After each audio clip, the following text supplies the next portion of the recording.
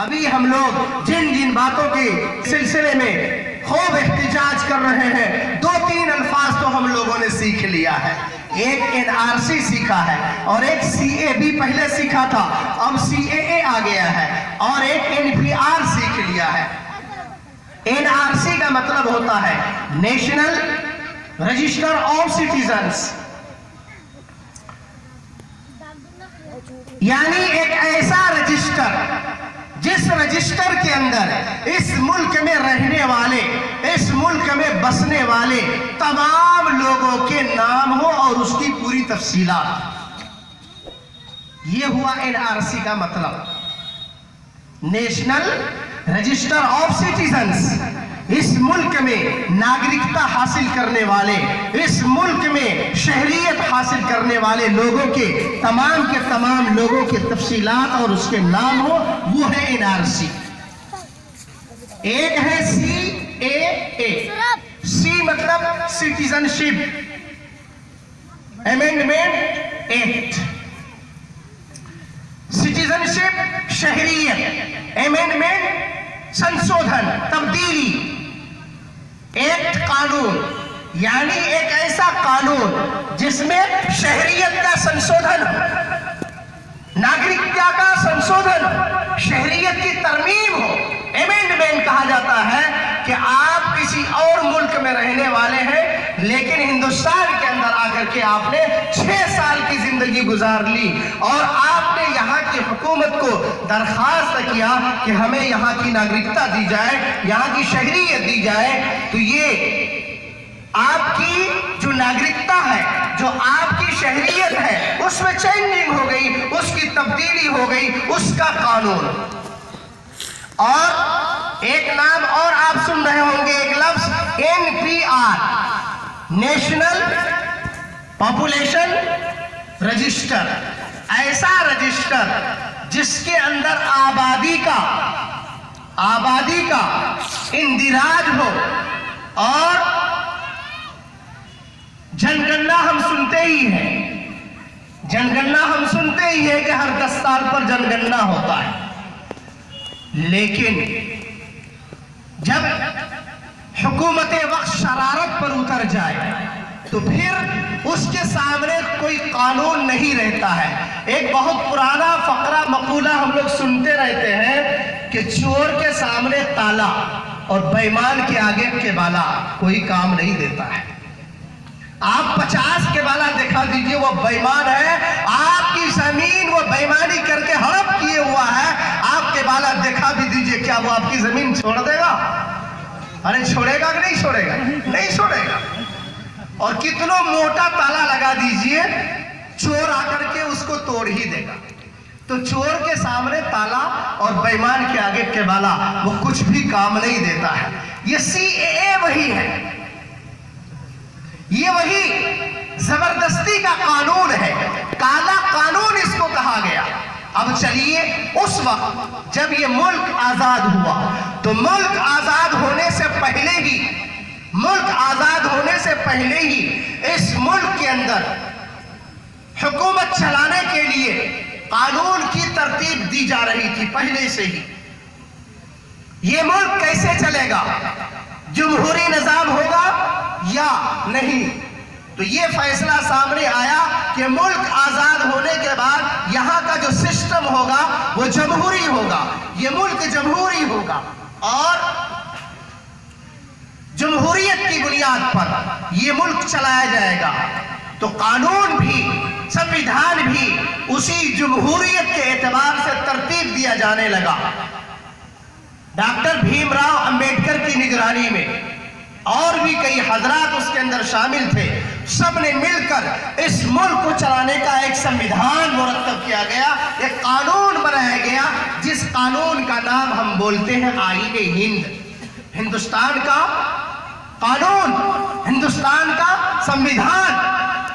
اس سمویدھان کے اندر پوری تفصیل کے ساتھ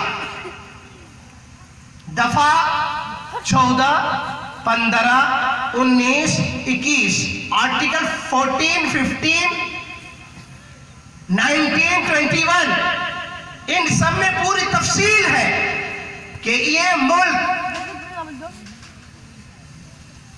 اس انداز میں چلے گا کہ کبھی کسی کو دھرم کی بنیاد پر تفریق نہیں کی جائے گی، کبھی کسی کو ذات کی بنیاد پر، کبھی کسی کو خاندان کی بنیاد پر، کبھی کسی کو علاقہ کی بنیاد پر ایک دوسرے سے فرق نہیں مانا جائے گا۔ یہ نہیں سمجھا جائے گا کہ یہ ہوٹل ہے، اس ہوٹل کے اندر صرف برہمن ذات کا آدمی آ سکتا ہے اور دوسری ذات کا آدمی نہیں آ سکتا۔ اس کنویں سے صرف بڑی ذات کا آدمی پانی پی سکتا ہے، چھوٹی ذات کا آدمی پانی نہیں پی سکتا۔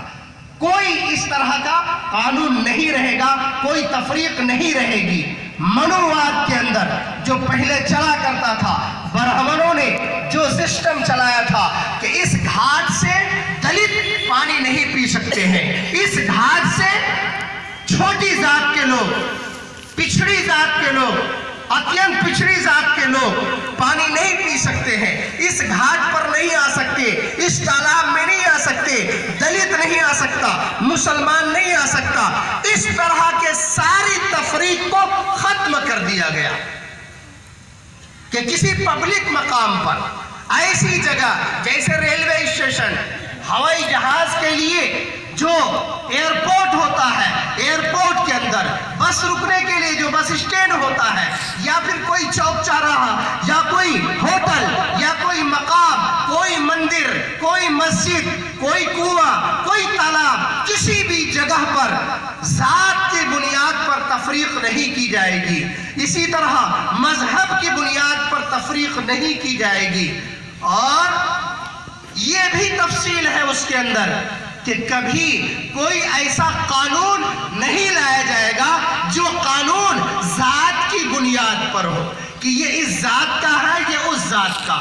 اسی طرح کبھی کوئی قانون مذہب کی بنیاد پر نہیں لایا جائے گا۔ ابھی یہ CAA جو آیا ہے، یہ کالا قانون اس لیے کالا قانون ہے کہ اس کو مذہب کی بنیاد پر لایا گیا۔ اچھا، اس کے اندر کیا تفصیل بتائی گئی ہے؟ اس کے اندر دھوکہ دھڑی دیکھیے، اس کے اندر دھوکہ دھڑی دیکھیے۔ ہمارے علاقے میں ایک مقولہ مشہور ہے، وہ یہ ہے کہ ایک زمیندار تھا، اس کے یہاں 10-20 نوکر تھے۔ وہ کرتے یہ تھے کہ کبھی ایک نوکر کو بلایا رات کی تنہائی میں اور یہ کہا کہ سنو، جتنے بھی نوکر ہیں وہ سب تو ویسے ہی ہیں، ہماری نظر میں سب سے بڑا نوکر تم ہی ہو، سارے نوکروں کا ہیڈ تم ہو۔ اس کو پھلا دیا، اس کے بعد بھیج دیا۔ دوسری رات میں دوسرے کو بلایا، اس کو کہا کہ دیکھو جتنے نوکر ہیں سارے نوکروں کا ہیڈ تم ہی ہو، حالانکہ وہ تو نوکر ہے۔ پھر اگلی رات میں تیسرے کو بلایا۔ اسی طرح وہ ہمیشہ ایک دوسرے کو بلا کر کے سب کو کہا کرتا تھا کہ جتنے بھی نوکر ہیں سارے نوکروں کا ہیڈ تم ہو، اس لیے تم سب کی فکر کرنا۔ اچھا، چونکہ یہ تنہائی میں کہا کرتا تھا، اس لیے ہر نوکر اپنے آپ کو سمجھتا تھا کہ ہم ہی سب سے بڑے ہیں۔ تو یہ اس کی دھوکہ دڑی تھی۔ اگر سب کے سامنے کہتا تو اس کا راز فاش ہو جاتا۔ اب یہاں پر دیکھیے CAA کے اندر کیا ہے۔ اس میں یہ تفصیل لائی گئی ہے کہ اگر ہندوستان ملک کے اندر پاکستان سے، بنگلہ دیش سے، افغانستان سے، ان 3 ملکوں سے کوئی بھی ہندو، کوئی بھی سکھ، کوئی عیسائی، کوئی پارسی، کوئی بدھسٹ، کوئی جین، کسی بھی دھرم کا آدمی آتا ہے، وہاں کی حکومت کے ظلم سے تنگ آ کر کے اگر وہ یہاں آ کر کے ناگرکتا حاصل کرتا ہے تو اس کو ناگرکتا دے دی جائے گی۔ ارے بھائی، آپ پوری دنیا کے لوگوں کو لا کر کے ہندوستان کے اندر بسا لیں، کسی کو کیا آپتی ہو سکتی ہے؟ کسی کو کیا دقت ہے؟ کوئی دقت نہیں ہے، آپ تو پوری دنیا کے لوگوں کو لا کے بسا لیجئے۔ لیکن یہاں پر جو بات خرابی کی ہے وہ یہ ہے کہ سب کا نام لیا اور مسلمان کا نام نہیں لیا۔ سب کا نام لیا لیکن مسلمان کا نام نہیں لیا، کہ کسی بھی دھرم کے لوگ آتے ہیں تو ان کو رکھ لیا جائے گا، ان کو ناگرکتا دے دی جائے گی، لیکن مسلمان کا نام نہیں لیا۔ اس کا مطلب یہ ہوا کہ اگر مسلمان آتا ہے تو वो शरणार्थी नहीं होंगे, वो अपने लिए तहफ़्फ़ुज़ हासिल करने वाला नहीं होगा। वो इस मुल्क के अंदर हिफ्ज़ और अमान चाहने वाला नहीं होगा, बल्कि वो घुसपैठी होगा। ऐसे मुसलमान को यहां से भगा दिया। इतनी बात समझ में आ गई। अब देखिए आगे धोखाधड़ी। हिंदुस्तान से मिला हुआ नेपाल है, पूरा नेपाल हिंदुस्तान से मिला हुआ है। नेपाल में भी तो हिंदू है, नेपाल से भी तो हिंदू आ सकते हैं हिंदुस्तान की नागरिकता हासिल करने के लिए, लेकिन धोखाधड़ी देखिए, हिंदुस्तान का नाम नहीं लिया, वो नेपाल का नाम नहीं लिया। अफगानिस्तान का बॉर्डर हिंदुस्तान से नहीं मिलता है, अफगानिस्तान का नाम लिया कि वहां से कोई आएगा तो उसको रख लेंगे। और देखिए धोखा, हमारे साउथ में एक छोटा सा मुल्क है श्रीलंका, वहां भी तमिल के लोगों पर, तमिल के हिंदुओं पर बहुत ज्यादा जुल्म हुआ, लेकिन श्रीलंका से आने वाले हिंदुओं का नाम नहीं लिया। एक छोटा सा मुल्क है भूटान, भूटान के अंदर भी हिंदू है, वहां से भी तो हिंदू यहां पर आकर के अपने लिए नागरिकता हासिल करना चाहेंगे, लेकिन उनका तज़किरा नहीं किया। मलेशिया एक ऐसा मुल्क है जहां पर लाखों की तादाद में हिंदू है। हिंदुस्तान के बाद सबसे ज्यादा हिंदू मलेशिया में है, हिंदुस्तान के बाद सबसे ज्यादा हिंदू कहां है? मलेशिया में है, लेकिन उसका कोई चर्चा नहीं किया। मलेशिया के अंदर इस्लामी हुकूमत, वहां से भी तो वो आ सकते थे, वहां भी तो उनको जुल्म सहना पड़ सकता है, वहां से आएगा उनका चर्चा नहीं। इंडोनेशिया से आने वाले लोगों का कोई चर्चा नहीं। सऊदी अरब में लाखों हिंदू रहते हैं, लेकिन वहां से आने वाले लोगों का चर्चा नहीं किया। इसका मतलब ये है कि हिंदुस्तान पाकिस्तान, हिंदुस्तान पाकिस्तान, ये नाम इतना जहन के अंदर घुसा दिया गया है कि ख्वाब देखता है तो पाकिस्तान, आँख खुलती है तो पाकिस्तान। आपने टीवी डिबेट में देखा होगा, एक बीजेपी के एक लीडर से ये कहा गया कि आपको सिर्फ 5-6 लफ्ज नहीं बोलना है, पाकिस्तान नहीं बोलना है, मुसलमान नहीं बोलना है, धर्म नहीं बोलना है, और मंदिर का नाम नहीं लेना है, बाबरी मस्जिद का चर्चा नहीं करना है। इन 4-5 शब्द को छोड़ करके आप बोलिए, 2 मिनट नहीं बोल पाएंगे। तो बोलना शुरू किया, अभी 10 सेकंड ही हुआ था, 10 सेकंड के बाद पाकिस्तान लफ्ज आ गया। ये सिर्फ हमारे मुल्क के अंदर जो गंगा जमनी तहजीब है, हिंदू मुस्लिम के दरमियान भाईचारगी है, जो मोहब्बत है, उसको फूट डालो, लड़ाओ और हुकूमत करो की पॉलिसी है, और कुछ नहीं है। अच्छा एक बात, आजकल सभी लोगों को देख रहे होंगे, वो जन्म प्रमाण पत्र बनाते हैं। अरे जन्म प्रमाण पत्र बना रहे हैं नहीं बना रहे हैं, पैसा तो नहीं लगता होगा? लगता है पैसा। अरे 2-2 हजार रुपया लग रहा है। एक मुसलमान अगर जन्म प्रमाण पत्र बनाने के लिए जा रहा है, उसको अगर 2000-1500 खर्च हो रहा है, क्या कोई हिंदू भाई जाता है उसका फ्री में बन जाता है? नहीं बनता है, उसको भी उतना ही झेलना पड़ता है जितना मुसलमानों को झेलना पड़ता है। इसका मतलब ये हुआ कि ये पॉलिसी सिर्फ गरीबों पर जुल्म करने के लिए है और कुछ नहीं है।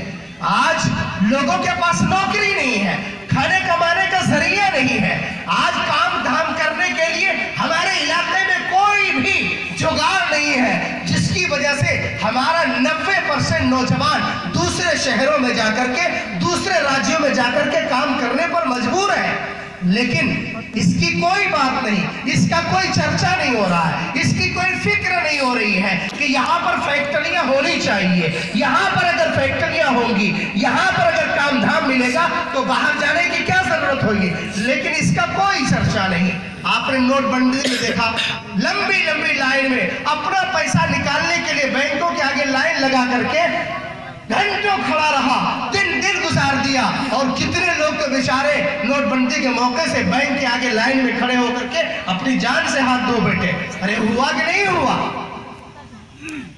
और फिर जीएसटी का मामला आया, क्या अमीर क्या गरीब, एक ही सामान की जीएसटी 5-5 मरतबा लगती है। ये जुल्म किस पर हो रहा है? ये आम जनता पर जुल्म हो रहा है। یہاں کوئی ہندو مسلم نہیں دیکھا جا رہا ہے، سب کے لیے، سب کو اصل میں پریشان کرنا ہے۔ اچھا، ابھی مکھیا جی نے وہ ساری تفصیلات بتائی کہ آپ کو کاغذ دکھانا پڑے گا۔ کب کا کاغذ؟ 1971 کا کاغذ، 1951 کا۔ آپ کو معلوم ہونا چاہیے کہ جب ملک آزاد ہوا تھا تو ملک آزاد ہونے کے بعد ہمارے اس ملک کے اندر جو پڑھے لکھے لوگوں کا طبقہ تھا وہ صرف 33%۔ اس کا مطلب ہوا کہ 100 میں 66 آدمی لکھنا پڑھنا جانتا ہی نہیں تھا۔ جب 100 میں 66 آدمی لکھنا پڑھنا جانتا ہی نہیں تھا تو کیا وہ اپنے لیے کوئی کاغذ بنائے گا؟ اپنے لیے کوئی کاغذ بنائے گا؟ وہ کوئی ثبوت اکٹھا کرے گا؟ کوئی ثبوت اکٹھا نہیں کرے گا۔ اس کا مطلب یہ ہوا کہ اتنے لوگوں کے پاس کاغذات ہے ہی نہیں۔ پھر دوسری بات، تقریباً ہمارے ملک کی تمام ہی صوبائی حکومتیں ہمارے ملک میں بسنے والے لوگوں کے لیے جو کچھ بھی کام کرتی ہے اس میں خاص طور سے آپ شکشا اور تعلیم پر آ جائیے، اس پر کتنا کام ہو رہا ہے، کتنا کام نہیں ہو رہا ہے، آپ سماج میں خود ہی دیکھ رہے ہیں۔ لوگوں کے پاس زمین، کیا 100 کے 100 لوگوں کے پاس زمین ہے؟ بھومی ہین کوئی نہیں ہے۔ ہندو، مسلم، دلت، آدیواسی اور چھوٹی ذاتوں کے لوگ، غریب، پچھڑا، اتینت پچھڑا، کتنے لوگ ایسے ہیں جن کے پاس زمین ہی نہیں ہے۔ آج تک لاکھوں نہیں کروڑوں لوگوں کے پاس زمین ہی نہیں ہے۔ جب کروڑوں لوگوں کے پاس زمین ہی نہیں ہے تو اب بتائیے وہ زمین کا دستاویز حاصل کر پائے گا؟ کہاں سے وہ اپنی زمین کا کاغذ دے گا؟ پشتوں سے 10 پشت سے وہ فٹ پاتھ پر سو کر زندگی گزار رہا ہے، جنگلوں میں زندگی گزار کر کے آتا آ رہا ہے، وہ کہاں سے اپنے پاس سے وہ ثبوت پیش کرے گا کہ ہم ہندوستان کے ہیں؟ ثبوت پیش نہیں کر پائے گا۔ اچھا، جب یہ معاملہ آئے گا کہ آپ اپنا ثبوت دکھائیے تو ثبوت اکٹھا کرتے کرتے کتنے لوگ تو مر جائیں گے، کتنے لوگ تو اس دنیا سے ختم ہو جائیں گے ثبوت اکٹھا کرنے کے چکر میں۔ کیا ہندو، کیا مسلمان اور کیا چھوٹی ذات کے لوگ، دلت، آدیواسی، یہ سارے لوگ جس کے پاس کوئی کاغذ نہیں، وہ اپنا ثبوت اکٹھا کرتے کرتے ختم ہو جائے۔ اصل میں یہ قانون غریبوں کے اوپر سب سے بڑی تلوار ہے اور غریبوں پر سب سے بڑا ظلم ہے۔ پھر دوسری بات، ہمارے پاس جتنے پیپر ہیں آخر کس نے بنایا؟ سرکار نے ہی تو بنوایا۔ آج سے 20 سال پہلے، آج سے 20 سال پہلے پہچان پتر بنایا گیا، سب کو معلوم ہے۔ 25 سال پہلے 1994 میں پہلی بار بنا تھا۔ 1994 میں سب سے پہلی بار پہچان پتر بننا شروع ہوا۔ کس نے بنایا؟ آخر حکومت ہی کے کسی نہ کسی ادھیکاری نے بنایا۔ لیکن آپ کا نام ریاض ہے تو وہاں بیاج لکھ دیا ہے، آپ کا نام عبدالعظیم ہے تو وہاں عبدالعجی لکھ دیا ہے۔ کس کی غلطی؟ آپ کی غلطی ہے، کام کرنے والی سرکار کی غلطی ہے۔ اچھا، آپ نے آدھار کارڈ بنایا، یہ کس نے بنوایا؟ آخر سرکار کے ہی لوگوں نے بنایا۔ پھر اس کے بعد آپ نے پین کارڈ بنایا، آپ نے ڈرائیوری لائسنس بنایا۔ خود میرا جو اپنا پہچان پتر ہے عبدالوارث کے بجائے عبدالبارث ہے بھی ہے اس کے اندر۔ تو میرے کہنے کا مطلب یہ ہے کہ یہ سارے کاغذات بنوانے میں لاکھوں نہیں، کروڑوں نہیں، اربوں روپے خرچ ہوتے ہیں۔ آسام کے اندر NRC لاگو کیا گیا، 2000 کروڑ روپیہ خرچہ ہوا۔ کتنا؟ 2000 کروڑ۔ یہ صرف ایک صوبہ کا NRC کا معاملہ ہے۔ 2000 کروڑ روپیہ خرچ کر کے NRC لاگو کیا گیا، اور اس NRC کے ذریعے سے حال یہ ہو گیا کہ الٹا معاملہ پڑ گیا۔ تقریباً 19 لاکھ لوگ ایسے نکل گئے جن کے پاس کوئی کاغذ ہی نہیں، کوئی ثبوت ہی نہیں ہے، کوئی پرمان ہی نہیں ہے کہ وہ ہندوستانی ہے یا نہیں ہے۔ اور اس 19 لاکھ میں تقریباً 13 لاکھ وہ ہندو بھائی آ گئے اور 5-6 لاکھ مسلمان آ گئے اس میں۔ اب اس 13-14 لاکھ لوگوں को बचाने के लिए ये CAA का बिल लाया गया। ये CAA ये एक्ट लाया गया कि ऐसे मौके से ऐसा हिंदू जो अपना सबूत पेश नहीं कर सका है और NRC में वो छट रहा है, तो उसको CAA के चोर दरवाजे से घुसा लेंगे। लेकिन उसको घुसते घुसते उसकी पुश्त खत्म हो जाएगी। अरे दिल्ली गए हैं आप लोग? नहीं गए हैं, ट्रेन में चढ़े हैं।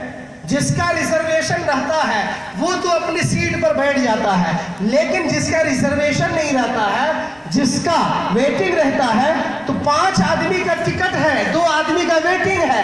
वो वेटिंग वाला सोचता है कि किसी तरह हम सीट ले लेंगे टीटी को पैसा दे करके। उस टीटी के पीछे कितना घूमना पड़ता है, उसका पीछा करते करते दिल्ली पहुंच जाते हैं। मालूम हुआ कि वो हमसे पैसा भी ले लेता है और सीट भी नहीं देता। होता है कि नहीं होता है? वही हाल होगा। वो हिंदू, वो दलित, वो आदिवासी, वो पिछड़ी, वो अत्यंत पिछड़ी जात के लोग, ये सब के सब अपना कागज बनाते कई पुष्ट गुजर जाएगा और नतीजा ये होगा कि पेट में खाने के लिए, पेट में डालने के लिए खाना ही नहीं है और आराम कहाँ से करेंगे, कमाएंगे कहाँ से, अपना घर कहाँ से बनाने की फिक्र करेंगे। उन सारी चीजों की फिक्रों से वो आजाद होकर के रात दिन अपना सबूत इकट्ठा करने में वो बर्बाद कर लेगा अपनी जिंदगी को। नतीजा ये होगा कि वो अपने बच्चों को पढ़ा नहीं पाएगा, वो जाहिल का जाहिल रह जाएगा, उसके बच्चे अंधे के अंधे रह जाएंगे और उनको दुनिया का कुछ अता पता नहीं रहेगा।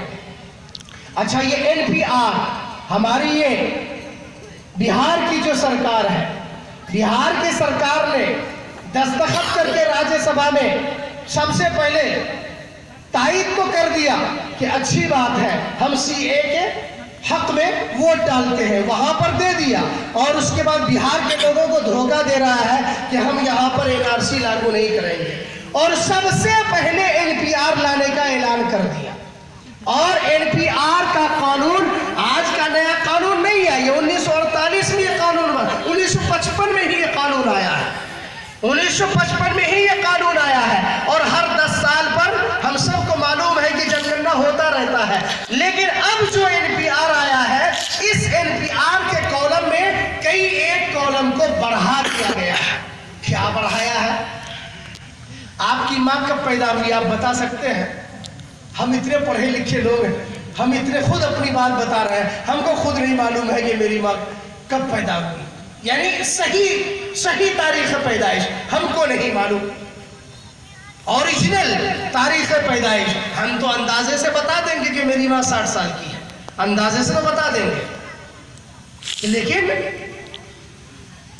सही तारीख पैदाइश कौन बता पाएगा? फिर उसके बाद तारीख पैदाइश, माँ कहाँ पैदा हुई थी, आपका दादा कहाँ पैदा हुआ, आपका नाना कहाँ पैदा हुआ, इतने मजमे में कितने लोगों को पूछ लीजिए। मैं सही दावे के साथ कहता हूँ, बहुत सारे नौजवानों को अपना दादा का नाम याद नहीं होगा। चैलेंज है मेरा, बहुत सारे नौजवानों को खुद अपना दादा का नाम याद नहीं होगा। अच्छा, दादा का नाम तो बता देगा, लेकिन दादी के नाम में जाके फंस जाएगा।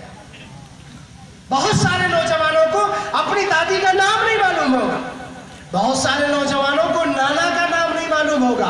अच्छा चलिए, नाना का नाम अगर पता है तो नानी का नाम नहीं मालूम होगा। आप लोग खुद ही सोचिए किसको अपनी नानी दादी का नाम याद है कि नहीं है। खुलासा ये है कि ये काला कानून सिर्फ हिंदुस्तान में बसने वाले लोगों को लड़ाने के लिए है, परेशान करने के लिए है।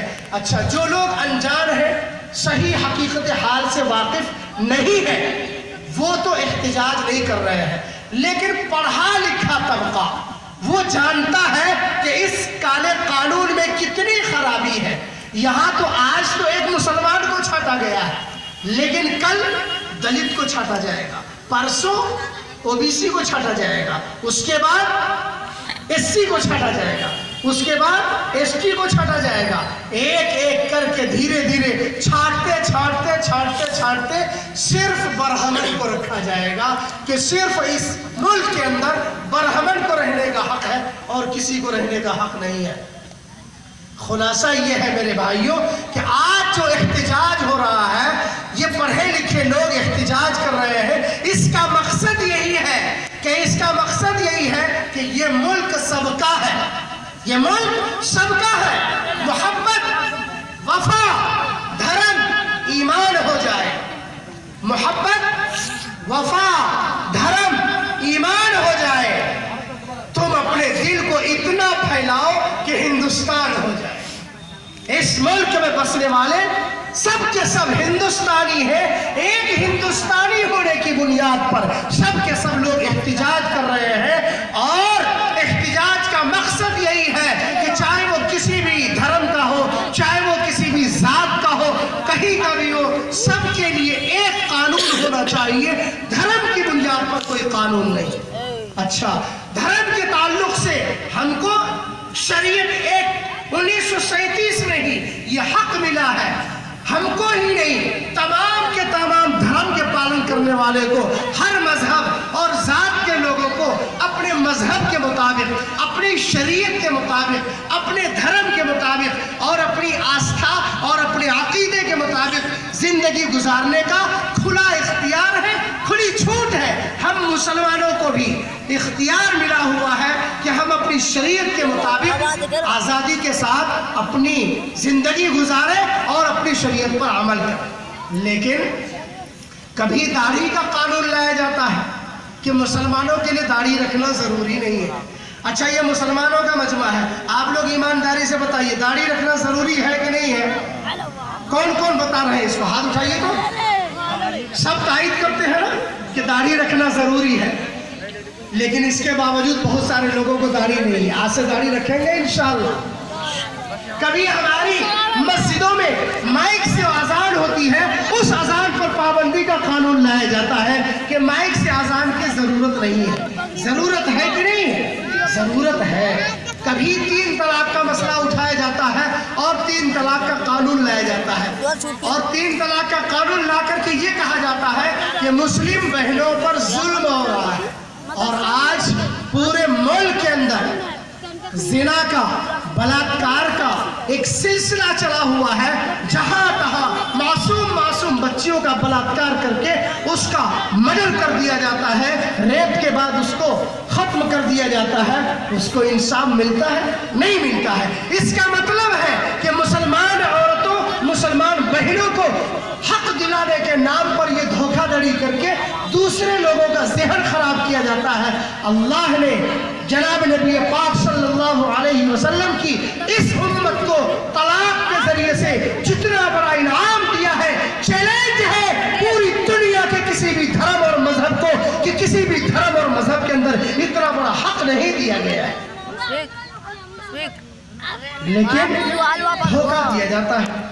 اور اسی طرح اب یہ طرح طرح کا قانون لا کر کے یہاں کے بسنے والے لوگوں کو دھوکہ دیا جاتا ہے۔ میرے ان تمام تفصیلات کا خلاصہ یہ ہے، اللہ تعالیٰ نے ہم کو ایمان کی دولت سے نوازا ہے۔